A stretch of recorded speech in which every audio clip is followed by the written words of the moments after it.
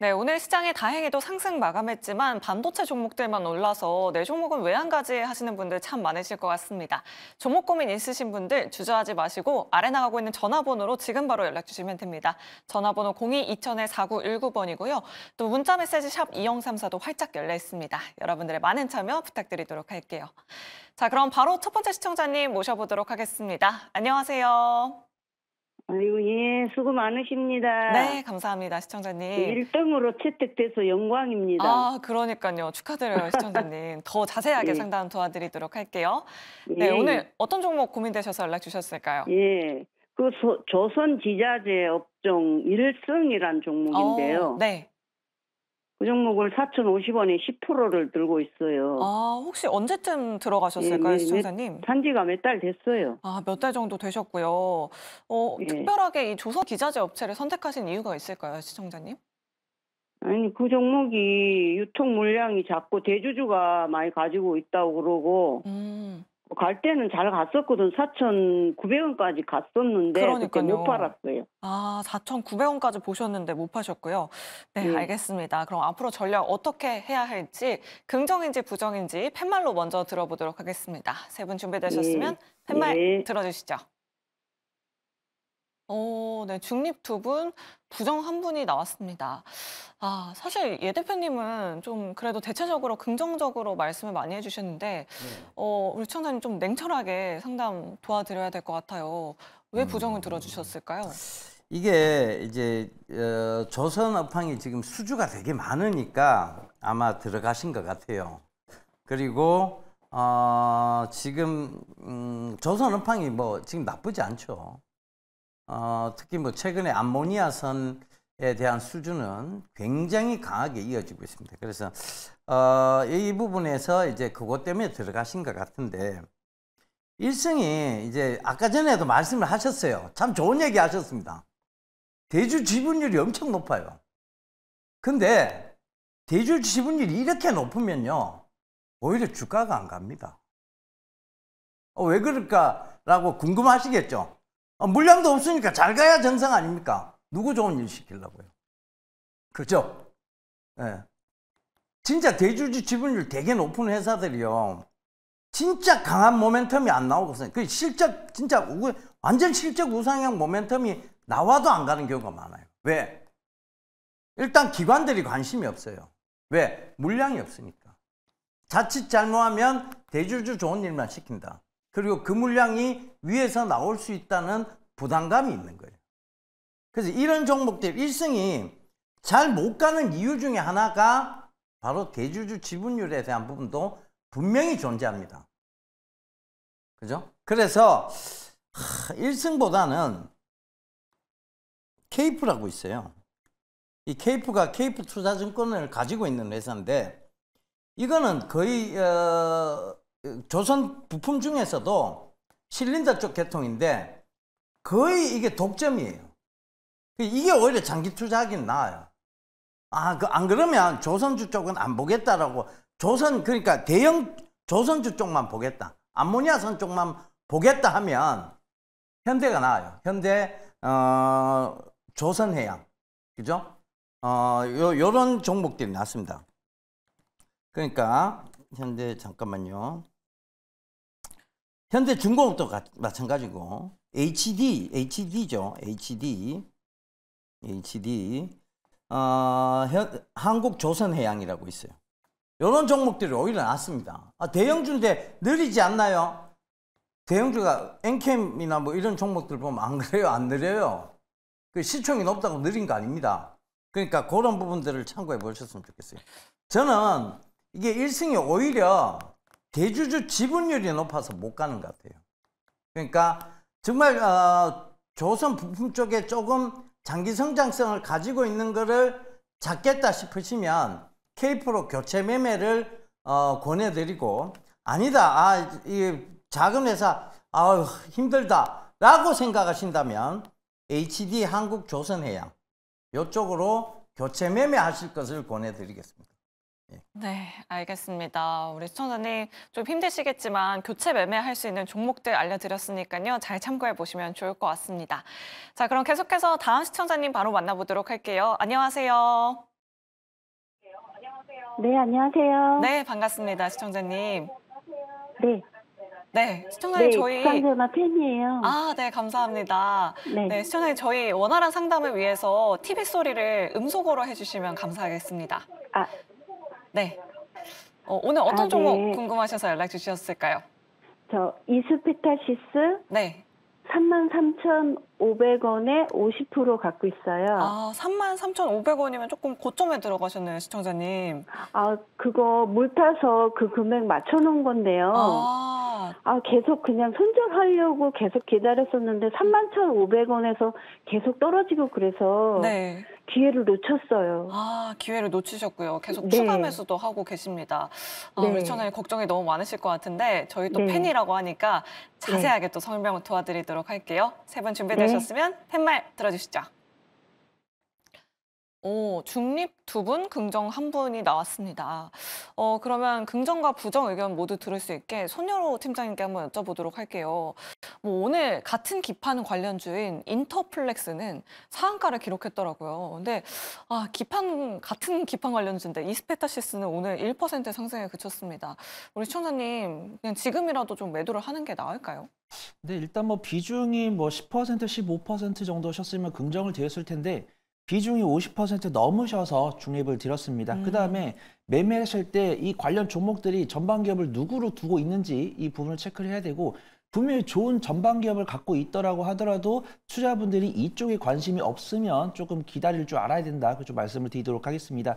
일단 기판에서 이제 인터플렉스랑 코리아 서키트 같은 경우는 이제 삼성전자에 납품을 하고 있죠. 그다음에 삼성전자가 오늘도 말씀드렸지만 갤럭시 24에서 어떤 그런 기대감 줄 수 있는 뉴스가 나오다 보니까 그다음에 삼성전자가 용인 클러스터에 이제 용인 반도체 클러스터에 설치하겠다 이런 뉴스가 나오다 보니까 관련 종목들이 강세를 보이고 오늘 뉴스에 보면 인터플렉스가 이제 갤럭시 링이라고 하죠. 이제 그걸로 이제 신체 차가지고 그걸로 이제 사용자의 건강이나 이런 걸 체크할 수 있는 제품입니다. 근데 그런 거에 이제 납품되는 PCB를 생산한다는 수혜를 받으면서 인터플렉스가 오늘 상가에 갔죠. 근데 이스페타시스 같은 경우는 엔비디아랑 연관이 있습니다. 엔비디아에서 만들고 있는 GPU를 유통을 하고 있죠. 근데 지금 엔비디아는 지금 꾸준하게 안정적인 주가 흐름 보여주고 있고 지금도 이제 가오진 전문가가 알려줬지만 앞으로 이제 올해만도 이제 엔비디아가 만든 GPU를 뭐 100만 대를 뭐 수입하겠다 이런 뉴스가 나왔기 때문에 엔비디아의 실적은 안정적으로 나올 수 있다고 판단됩니다. 근데 아쉽죠. 이렇게 좋은 뉴스가 많은데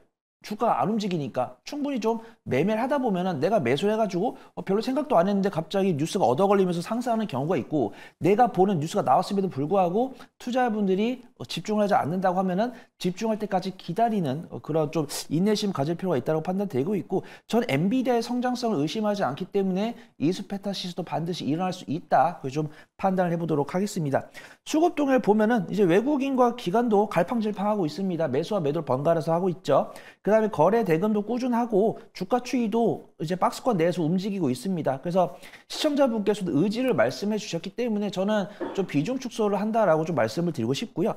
손절가는 제가 25,000원을 말씀을 드리도록 하겠습니다. 그다음에 1차 목표가는 33,400원, 2차 목표가는 38,000원을 잡고서 제가 이 말씀드린 목표가에 도달을 하면은 이제 5%씩 줄이는 거죠. 5% 팔아보고 추가 상승 안 나면 또 5% 팔아보고 그러면서 이제 엔비디아 계속 체크하면서 이제 삼성전자랑 SK하이닉스에 몰렸던 자금들이 다시 한번 피로도가 나오면서 엔비디아 관련 종목들로 간다면 이제 이스페타시스 드라이브를 걸 수 있고 그러면서 좀 안전하게 손실을 줄이신 다음에 충분하게 이스페타시스도 좋지만 바닥권에 있는 반도체 종목들 많이 있으니까 그런 종목들을 관심 있게 지켜보시면 좋을 것 같습니다. 네, 알겠습니다. 충분히 엔비디아의 상승 모멘텀과 관련해서 상승할 수 있다. 하지만 비중이 너무 많은 것 같다라고 이렇게 말씀해 주셨으니까요. 우리 시청자님 비중 조절에 잘 신경 써보시면 좋을 것 같습니다. 자, 이렇게 이스페타시스 상담 도와드렸고요. 계속해서 다음 시청자님 바로 만나보도록 할게요. 안녕하세요. 네, 안녕하세요. 네, 반갑습니다. 네, 오늘 네. 어떤 종목 궁금하셔서 연락 주셨을까요? 예, 부강약품이요. 부강약품이요. 매수가랑 비중 어떻게 되실까요? 8,040원이고요. 네. 10%요. 8,000원대 들어가셨으면 최근에 들어가셨을까요, 시청자님? 네네, 최근에 들어갔어요. 최근에 혹시 어떤 이슈 때문에 들어가셨을까요? OCI 아. 네. 홀딩스 그거 하고 저게 된다는 얘기가 있어서 이쪽 좀 오를 것 같아서 들어갔는데. 네, 맞아요. 그 모멘텀으로 상승했다가 최근에 좀 빠지고 있어요. 예. 계속 주가가 밀려서 걱정되실 것 같은데 세 분 통해서 전략 짜보도록 할게요. 세 분 네. 준비되셨으면 팻말 들어주시죠. 네. 예 대표님이 긍정을 들어주시고 강호진 전문가님은 또 부정 들어주셨어요.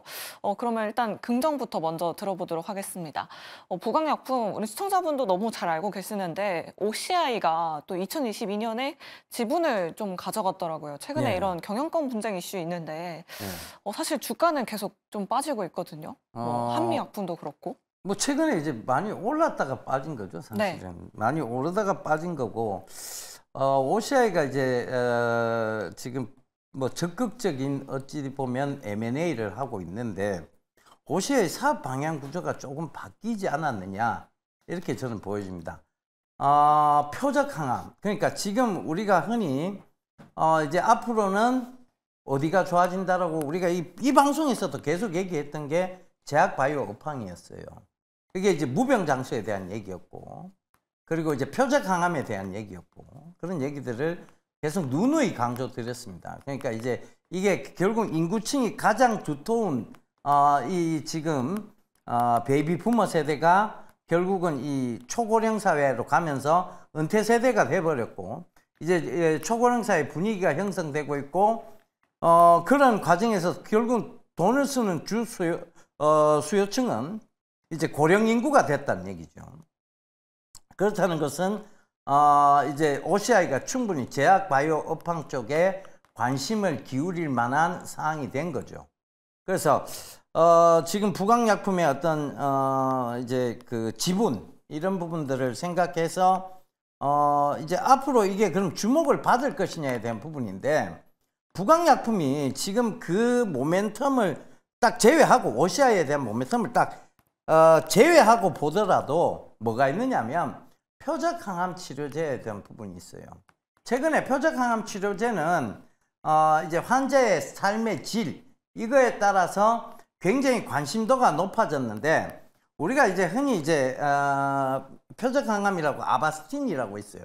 이 아바스틴이 결국은 이제 표적 항암제라고 보시면 되는데, 이게 아직까지는 뭐가 맞느냐, 부작용이 많아요. 그러니까 이걸 지금 연구를 계속 하고 있거든요.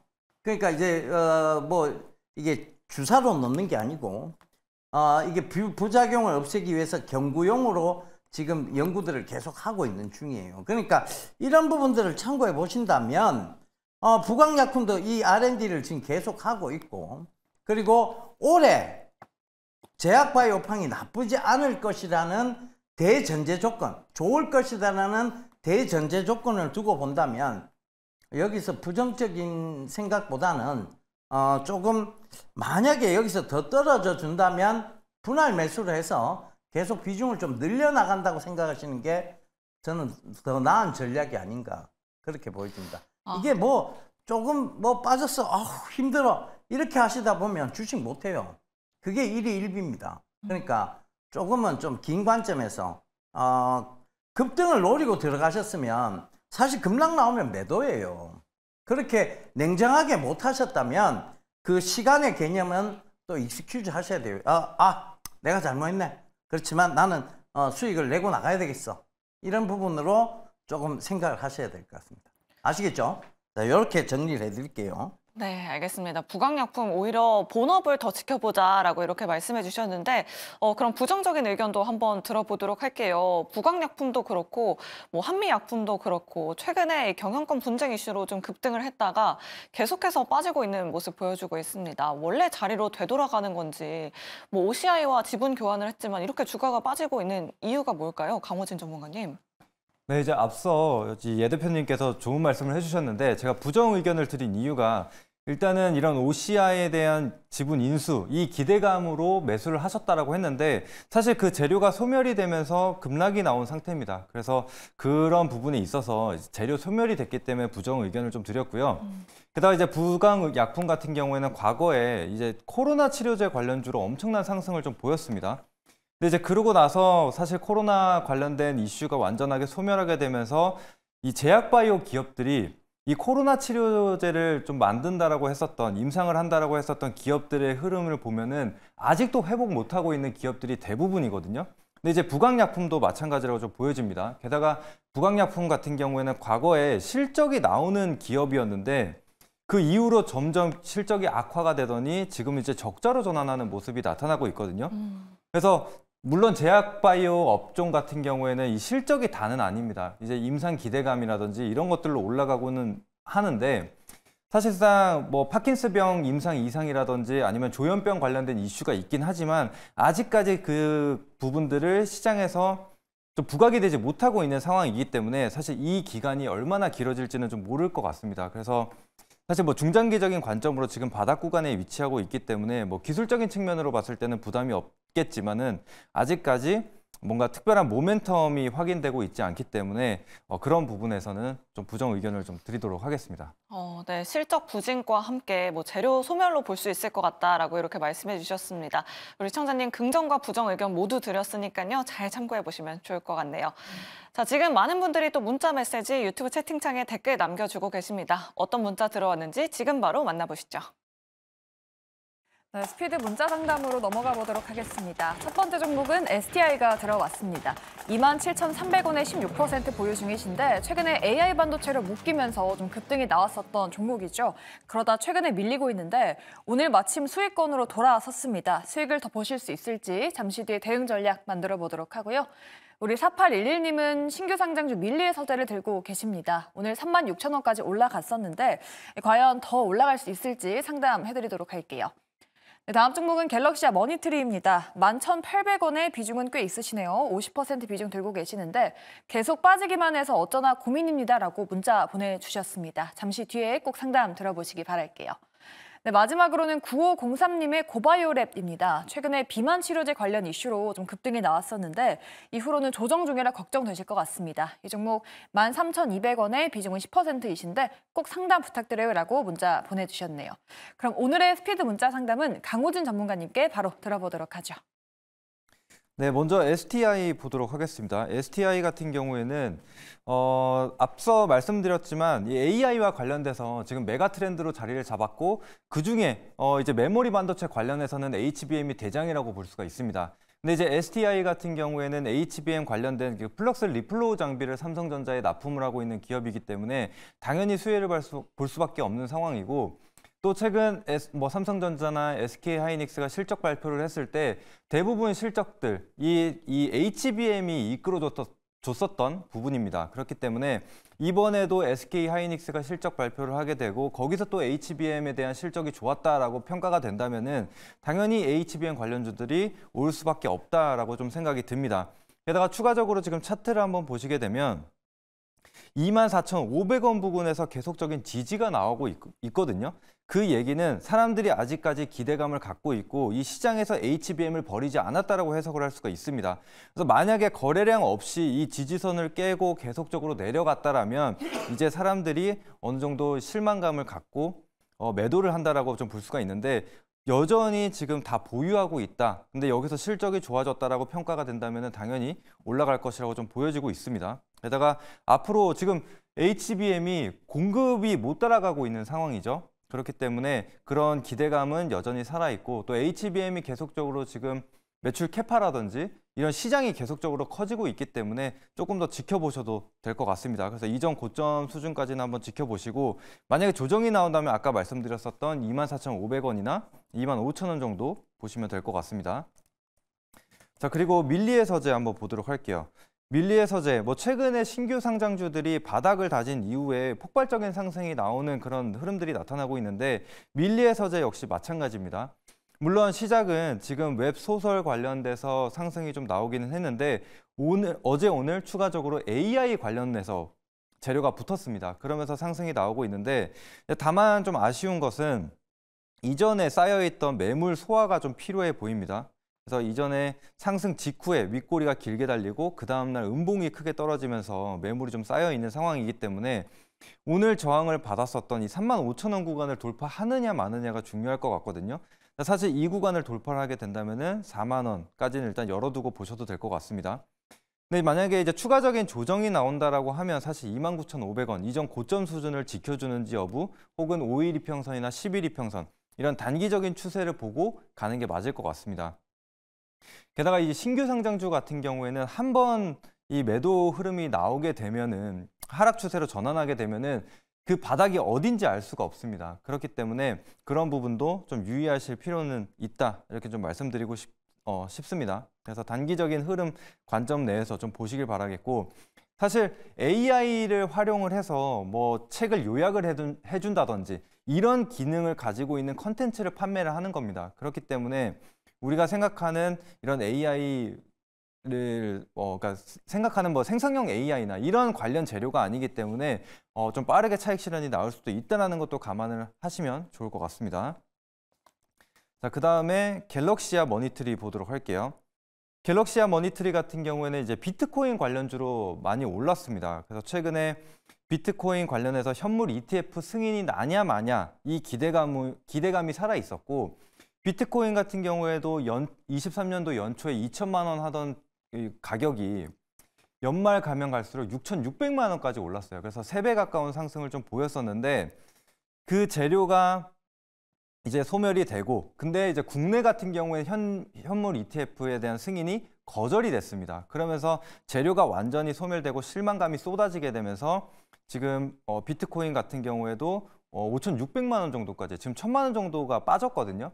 그러면은 당연히 비트코인 관련주들은 그를 따라서 빠질 수밖에 없습니다. 그래서 지금은 이 갤럭시아 머니트리에 대한 모멘텀, 재료, 상승 재료가 지금은 부재하다라고 보시는 게 맞을 것 같습니다. 그래서 이거에 대해서는 지금 부정적인 의견을 드릴 수밖에 없을 것 같고, 그래서 만약에 지금 이전 고점 수준에 딱 걸려 있어요. 그래서 기술적인 반등 정도를 기대를 해볼 수가 있는데, 만약에 그마저도 반등이 나오지 않는다면 사실상은 좀 회복까지는 오래 걸리지 않을까. 그래서 교체하는 방향으로 생각을 하시는 게 맞을 것 같습니다. 근데 좀 안타까운 게 비중이 50%나 좀 담으셨다라고 했는데, 비중을 이렇게 크게 담으신다라고 하면 정확한 재료를 파악하실 필요가 있습니다. 그래서 그 재료에 대해서 정말 모멘텀이 남아 있는지, 혹은 재료 소멸이 되는지 이런 것들을 빠르게 파악하고 대응하실 필요가 있어요. 그래서 다음에는 절대 이런 실수 안 하셨으면 좋을 것 같고, 자, 그다음 고바이오랩 보도록 하겠습니다. 자, 고바이오랩 같은 경우에는 최근 이제 점상도 나왔었는데, 이 재료는 바로 이제 셀트리온과 관련돼서 재료가 붙어주면서 상한가를 보였습니다. 근데 사실 뭐 HLB나 셀트리온 이런 제약바이오 업종들이 아주 강한 상승을 좀 보였었는데, 최근에는 조금 조정을 보이면서 좀 쉬어가고 있습니다. 그래서 아무래도 제약바이오 같은 경우에는 대장주의 흐름이 굉장히 중요한 섹터 중에 하나입니다. 그래서 대장주가 오르면 그 외에 중소형 제약바이오 업체들도 다 같이 오르게 되고, 대형주들이 빠지게 되면 또 다 같이 빠지는 그런 모습들이 나타나고 있는데, 특히나 지금 셀트리온 흐름을 한번 보시게 되면 네. 셀트리온도 최근에 주가가 계속 좀 빠지고 있어요. 네, 그래서 이어서 말씀드리면은 셀트리온도 계속적인 하락세를 좀 보이고 있는 상태다 보니까 관련주로 부각이 됐던 고바이오랩 역시 주가 하락이 계속적으로 이어진다라고 생각을 하시고, 이거는 셀트리온이 반등이 어느 정도 나와줘야 고바이오랩도 움직일 수 있다라고 좀 생각이 들고, 앞서 말씀드린 대로 이 비만 치료제 관련된 재료가 있는데, 그마저도 사실 요즘 조용하기 때문에 그런 재료 소멸에 대한 부분, 지금 제약 바이오보다는 반도체 쪽으로 좀 가고 있습니다. 그래서 만약에 반도체가 쉬어간다면 그 쉬어가는 동안에 단기적인 이 수급이 갈 곳이 없으면 그때가 다시 이제 제약 바이오로 들어올 수 있거든요. 그래서 지금은 좀 쉬어간다라고 생각을 하시고 추후에 조정 구간을 잡아보시는 거를 좀 말씀드리고 싶어요.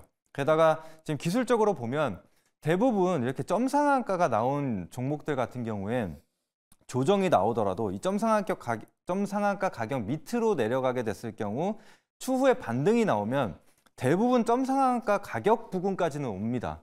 그렇기 때문에 그 부분들을 좀 공략을 같이 해보시면 좋을 것 같습니다. 네, 알겠습니다. 이렇게 고바이오 랩까지 스피드 상담으로 도와드렸습니다. 내 종목도 이렇게 자세하고 또 냉철하게 상담받고 싶으시다 하시는 분들 아래 나가고 있는 전화번호 활용해 주시면 좋을 것 같고요. 문자 메시지 샵 2034도 활짝 열려 있습니다. 여러분들의 많은 참여 부탁드리도록 할게요. 자, 그리고 저희 종목 상담뿐만 아니라 여러분들의 계좌 포트폴리오 상담도 도와드리고 있습니다. 아래 나가고 있는 메일 주소 그리고 샵 2034 문자 메시지로 여러분들 계좌 포트폴리오 보내주시면 또 전반적으로 상담 도와드리도록 할 테니까요. 여러분들 많은 참여 부탁드리도록 하겠습니다. 자, 그럼 계속해서 다음 시청자님 바로 만나보도록 할게요. 안녕하세요. 네, 안녕하세요. 네, 반갑습니다. 시청자님. 네, 네, 오늘 어떤 종목 고민되셔서 연락 주셨을까요? 사마 알미늄이요. 사마 알미늄이요. 매수가랑 비중 어떻게 되실까요? 12만 3천 원 10%. 12만 원대에 들어가셨으면 작년에 매수를 하셨나 봐요, 시청자님. 네.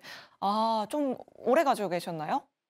네, 아니요, 저 12월 달에요. 12월에 매수를 하셨고요. 네, 네. 알겠습니다. 최근에 좀 이야기가 너무 잠잠해서 걱정 많이 되실 것 같아요, 시청자님. 네, 네, 알겠습니다. 그럼 세 분 통해서 전략 짜보도록 할게요. 세 분 준비되셨으면 팻말 들어주시죠. 네, 긍정 한 분, 부정 한 분, 중립 한 분이 나왔습니다. 그럼 일단 긍정 들어보도록 할게요. 예병군 대표님이 긍정 들어주셨는데, 예. 요즘 2차 전지주들도 그렇게 크게 좋지는 않은 것 같고, 특히나 이 알루미늄 막 관련된 종목들은 정말 이야기가 없거든요. 우리 시청자님, 예. 그래도 계속 가져가 봐도 괜찮을까요? 일단은 뭐 가격이 많이 올랐죠, 사실은. 네. 알루미늄 가격이. 그리고 지금도 오르고 있는 추세고. 근데 이제 어찌됐든 지금의 어떤 2차 전지의 실적 부진, 이건 뭐 어느 정도 예상되어 있는 거잖아요, 그죠? 그것 때문에 지금 많이 빠진 거예요. 2차 전지가 그럼 왜 실적 부진이 일어났느냐? 결국 뭐 중국산 저가 배터리의 공세가 어느 정도 작년 하반기에 있었잖아요. 그거는 부정할 수 없는 사실이고. 그러다 보니 이제 주춤한 거예요. 그리고 사실 지금 최근에 이제 겨울을 겪어보니까 전기차의 단점들이 나오기 시작했죠. 효율이 굉장히 떨어진다든가. 그러니까 지금 하이브리드가 다시 인기를 끌기 시작하고 있고, PHEV, 플러그드인 하이브리드가 인기를 끌기 시작하고 있는 그 상태이다 보니 배터리가 굉장히 중요한 순수 전기차에 대한 이제 이런 부분들이 주목을 받고 있지 않다. 그게 지금 1, 4분기, 2, 4분기까지도 실적에 악영향을 조금 미칠 수 있을 것 같다. 이런 얘기들이 지금 시장에서 계속 나오고 있는 중이에요. 그러다 보니 이게 이제 전체적으로 하락을 하게 되는데, 자, 트렌드를 한번 살펴보자고요. 이걸, 자, 2차 전지에 대한 그 특수성만 살펴보지 말고, 세계적인 트렌드, 방막화, 경량화, 이 부분은 어떻게 할 거냐. 방막화는 얇아진다는 얘기고, 경량화는 가벼워진다는 얘기죠. 이 방막화, 경량화의 가장 중심에 서 있는 소재, 알루미늄입니다. 드랄루민도 알루미늄에 속해요. 그죠? 이건 어떻게 할 거냐는 얘기예요. 그러니까 이제 모든 소재적인 측면에서의 세계적인 트렌드는 경량화, 방막화예요. 그 관점에서 보면 가격은 비쌉니다. 자동차도 이제 점점 가볍게 만드는 측면에서 보면 알루미늄 소재를 만들어야 된다는 얘기가 나오는 거죠. 그죠? 그 관점에서 보시자고요. 지금 제가 오늘 뭐 타고 온 차도 FRP 소재와 알루미늄으로만 돼 있어요. 그러니까 이게 굉장히 경량화 시킨 모델이에요. 그러니까 확실히 PHEV 차량인데 확실히 연비가 좋아요. 거의 한 달에 뭐 2번 정도 기름을 넣는데 기름 이제 이제 우리가 풀로 채우는 것도 한 4만 원밖에 안 돼요. 이게 PHEV니까. 그러니까 이제 이 4만 원, 2번 8만 원으로 전기차에 불편함 없이 다닙니다. 그죠? 그만큼 경량화 시켜놨고 방막화, 굉장히 얇게 뭔가를 만들어놨어요. 이걸로 내가 혹시나 부딪혔을 때 내가 큰일 나지는 않을까 하는 두려움이 생길 정도로 굉장히 얇은 소재들. 두려움은 사실 좀 있어요. 그러니까 조심해서 밟아야지라고 생각은 하는데 속도가 워낙 빠른 차라서 그래서 굉장히 겁이 날 때도 있어요. 그러니까 이게 뭐냐면 알루미늄 소재의 특성이에요. 이거를 무시할 수 있을까? 과연 이거를 무시하고 이 회사에 그럼 주가가 계속 빠진다고 볼 수 있을까에 대한 의문이 살짝 드는 거예요. 그래서 조금 더 들고 가보셔야 되는 거 아니냐. 아니면 지금 차라리 손절하고 그 밑에 구간을 한번 다시 재공략해 볼 필요도 있다. 그 두 가지 관점이에요. 그러니까 긍정은 긍정인데 지금의 어떤 2차 전지 실적에 대한 우려로 빠질 수 있기 때문에 그래요. 그 점을 좀 참고해 보셨으면 좋겠어요. 예. 네, 알겠습니다. 사마 알루미늄 우리 시청자님 잘 참고해 보시면 좋을 것 같습니다.